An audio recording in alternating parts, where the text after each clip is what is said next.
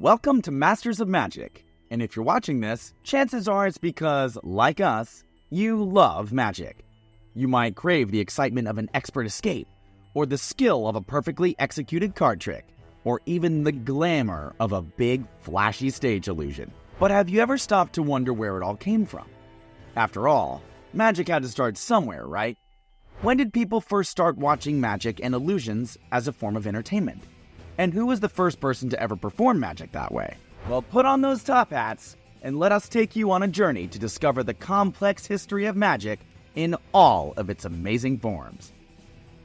This might surprise you, but magic as entertainment may go back a lot further than you think. In fact, if this story is true, it dates back to about 2,000 years before the first theater was ever even built. That means that magic didn't start with large illusions and mesmerizing magic tricks, but rather as a form of close-up entertainment in the streets of cities. In this case, it was in the streets of ancient Egypt, and the magician was a man named Didi. We know this man actually existed thanks to a papyrus scroll which has been dated back to about 2500 BCE. This specific papyrus makes a remarkable claim about the sophistication of Didi's tricks, that they were no simple bit of magic. Apparently, Didi's famous magic trick involved decapitating chickens in front of a crowd before reattaching their heads back on.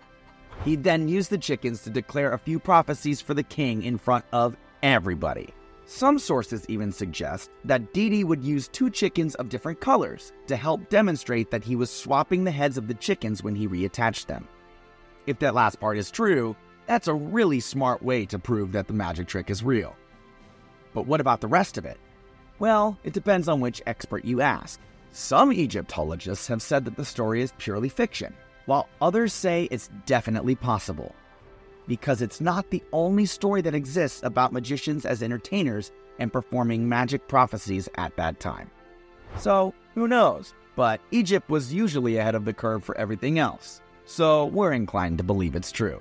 But before we leave ancient Egypt, it's worth jumping forward about 450 years later to the construction of the tomb of Baqet III. He was an official with the title of Great Chief of the Oryx Name, which obviously meant that he got a beautiful tomb when he died.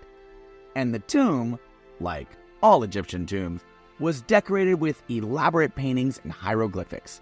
And it's one of these paintings that stands out to people who are trying to discover the history of magic. It shows two men sitting around a table that has upturned cups or bowls on it. Could that be the first ever record of the classic cup and balls routine? Maybe. Some historians think it definitely is, since it's included with the descriptions of other entertainers of the time, especially jugglers. But there's no real proof that it's not just some other kind of Egyptian game. So, magic may have been performed in ancient Egypt over 4,500 years ago, but we can't be certain. For a genuinely reliably documented magic performance, we need to jump way ahead to the year 50 CE. This time, we're in Rome, and we have the historian Seneca the Younger to thank for this undisputed record. Seneca wrote about the Acetabulari, a whole group of magicians who traveled around Rome performing the cup and ball trick, also known as the shell game. Amazingly, the group continued to do this for at least 250 years. But street magic isn't stage magic, and by the time that the Acetabulari were performing their trick, the theater was already becoming a popular form of entertainment around Europe. But it seems magic was a long way away from taking the stage. And for a good reason. From about the year 400 CE to 1500 CE, there was a dark spot in the history of magic. Society's view of it changed rapidly from the obvious trickery that Seneca the Younger spoke about in ancient Rome, which proves that they understood magic the same way we do today. Suddenly, magic tricks weren't fun anymore, and it had nothing to do with skill. Instead, people were told that anyone performing magic had been communicating with the devil himself. You guessed it, welcome to the Dark Ages. It may sound crazy to us today. We all know that moving a ball under cups is sleight of hand and isn't real magic. And you sure don't need to be involved with the occult to learn a trick or two. But back then, performing magic had serious consequences for anyone who had perfected the trick. And even though this was a dark time in the history of magic, something very interesting came out of it that had a big lasting impact on the history of the art form.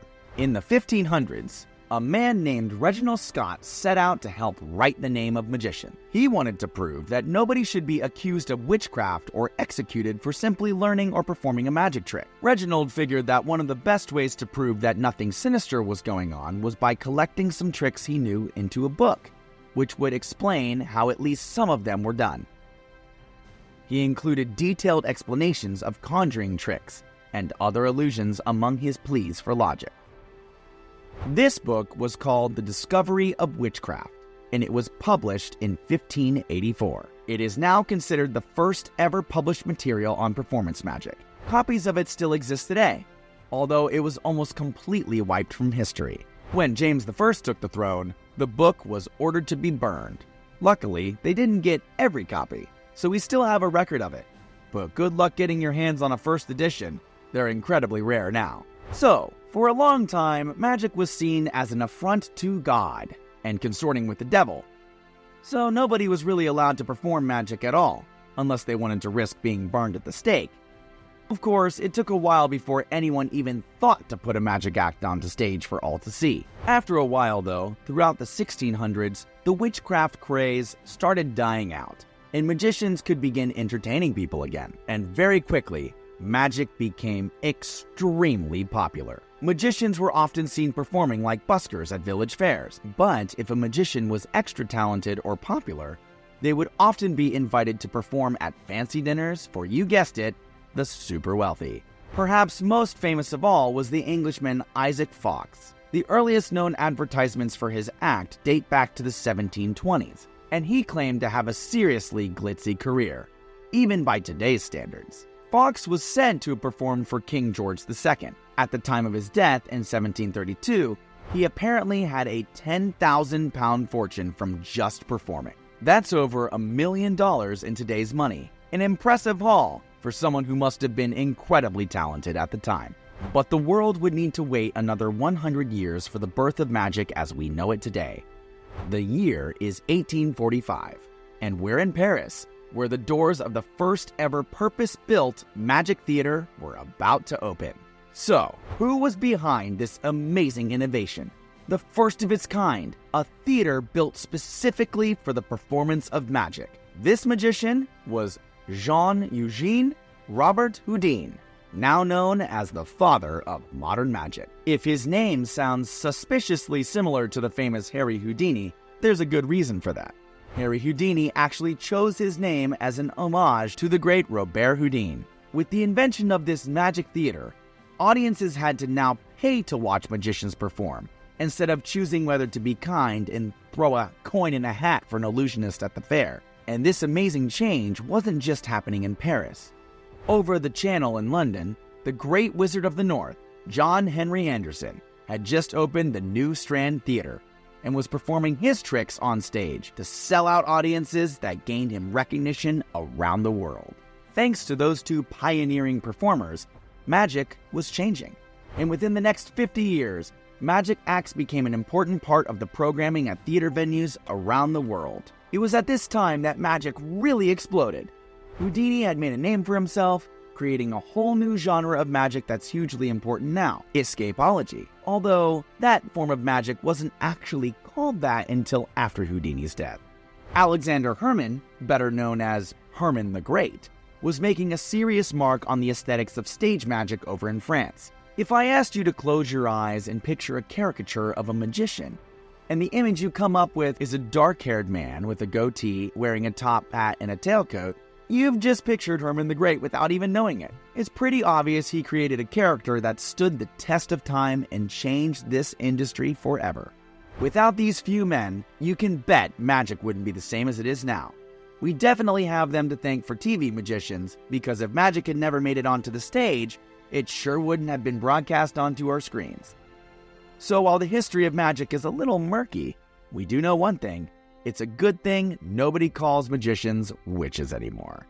Who's your favorite magician from history? Let us know in the comments. And don't forget to subscribe for more amazing stories about magic past and present. Thanks for watching Masters of Magic YouTube. We'll see you next time.